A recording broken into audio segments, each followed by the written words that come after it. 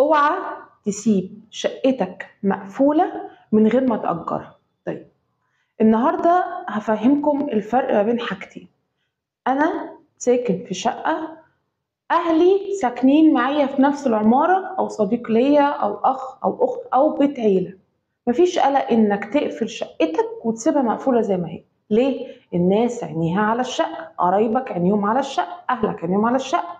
لكن لو أنت أصلا ساكن بعيد عن أهلك، وانت خلاص مسافر بره مصر وعارف انك هتقعد بالخمس ست سنين دول لما تنزل، من فضلك اجر شقتك. ليه؟ بس مصر حاليا عينيهم بتبقى على الشقق الفاضيه، بيبقوا عارفين دي شقه مين وهو مسافر ومش هيجي دلوقتي. بيضربوا ورق بالكامل وبيستغلوا الشقه دي احسن استغلال، واللي بيكلمهم يقولوا لا الشقه بتاعتنا، انت اللي مين. بيقدموا الاوراق طبعا اذا كانت بيع او ايجار، يعني للاسف في سماسرة بتبيع وفي ناس كمان بتسجل شهر عقاري وكمان بيأجروا.